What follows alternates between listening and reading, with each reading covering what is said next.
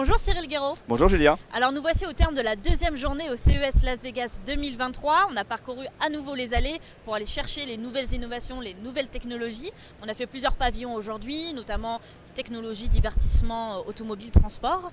Il y a une première technologie que nous avons repérée, qu'on a trouvée intéressante, c'est le Li-Fi. Le Li-Fi, tout à fait. Donc le principe du Li-Fi, c'est de transmettre les données par la lumière, par un spectre infrarouge, à l'inverse du Wi-Fi qui lui transmet par les ondes.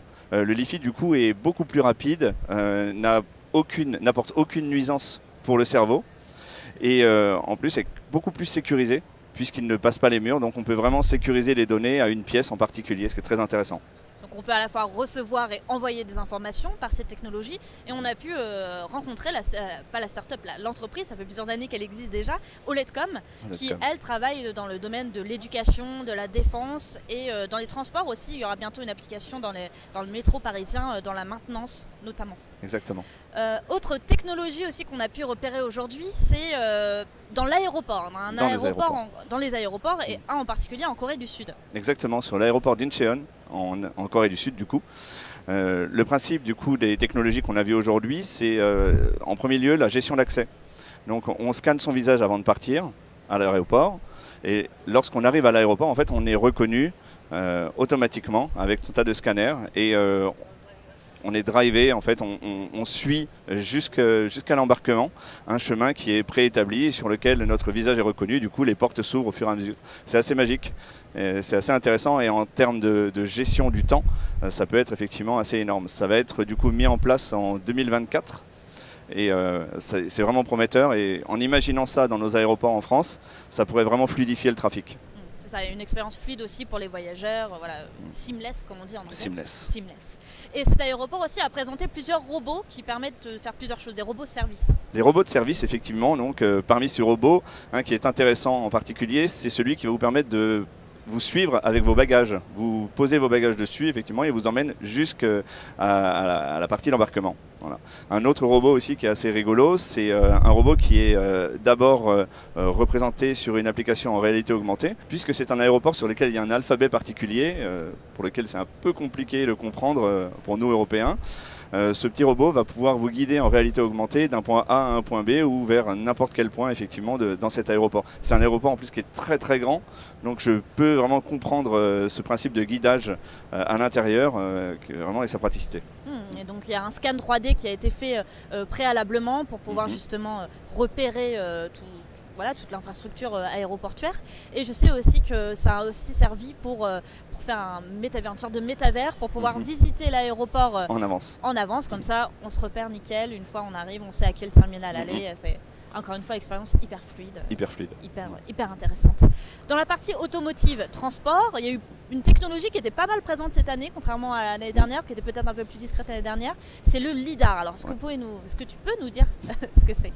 Oui, tout à fait. Le LiDAR, du coup, c'est un scanner laser qui va recréer l'environnement autour de soi en 3D et en temps réel. Alors à quoi ça sert effectivement? Déjà d'une part ça va servir à repérer quels sont les objets qui sont autour de toi. Est-ce que c'est une voiture, est-ce que c'est un piéton, un chien, un ballon? Et du coup ça va pouvoir interagir avec les systèmes de ta voiture. Donc par exemple ça va pouvoir permettre de dire à la voiture que non, cet enfant on n'a pas le droit de l'écraser. Et la voiture va freiner toute seule. Voilà. C'est assez intéressant. On peut aussi s'en servir pour gérer les flux dans une ville. On imagine plusieurs lidars qui sont dans une intersection et du coup on peut savoir à quel moment de la journée il y a plus de trafic. Donc du coup on peut influer directement sur les feux rouges par exemple. D'accord, donc finalement ça s'inscrit dans la ville intelligente, voilà, où plusieurs systèmes communiquent entre eux et donc voilà, meilleur trafic, etc. On va finir cette deuxième journée par une technologie cette fois un peu what the fuck. Ou en tout cas on s'est demandé mais quel est l'intérêt de ça? Pourquoi? C'est ça. Pourquoi? Ouais. Voilà, c'était la le question. Pourquoi, c'est une technologie qui nous a laissé un petit peu perplexes effectivement. C'est annoncé comme le futur du transport aérien. Alors le principe du transport aérien on connaît, hein, c'est un avion qui décolle du sol et puis qui atterrit à son point d'arrivée. Là c'est un peu différent. C'est un train sur lequel est accroché par un câble un avion. Le train va commencer à partir et lorsqu'il aura atteint 500 miles par heure, effectivement, l'avion va pouvoir décoller, être toujours tenu par un câble jusqu'à son point d'arrivée. Ce qui est assez étonnant, effectivement. Donc, on a discuté un petit peu avec la personne qui avait fait ce concept, qui est absolument persuadée. L'entreprise s'appelle Skytrack. Skytrack, tout à fait. Pas les nommer, bien sûr. Non, parce qu'il faut pas. Voilà, ce serait une mauvaise idée. Du coup, c'est assez, ça nous a laissé effectivement perplexe. Et l'inventeur, lui, est vraiment persuadé que c'est le système qui va révolutionner l'aérien, puisque du coup, on ne consomme plus d'énergie dans l'avion. Mais non, parce qu'on la consomme sur le train. Et du coup, on peut se poser la question, mais pourquoi est-ce qu'on ne laisserait pas les voyageurs dans le train? C'est pas bête. Ouais. C'est pas bête. C'est pas bête. Bon, en tout cas, j'espère que demain, qu'on verra aussi des technologies what the fuck. C'est ce qui est rigolo aussi au CES. Voir les gadgets où on se pose des questions, on se dit mais pourquoi? Mais aussi d'avoir des choses intéressantes, hein, parce que c'est quand même mieux de revenir avec des... L'un et l'autre.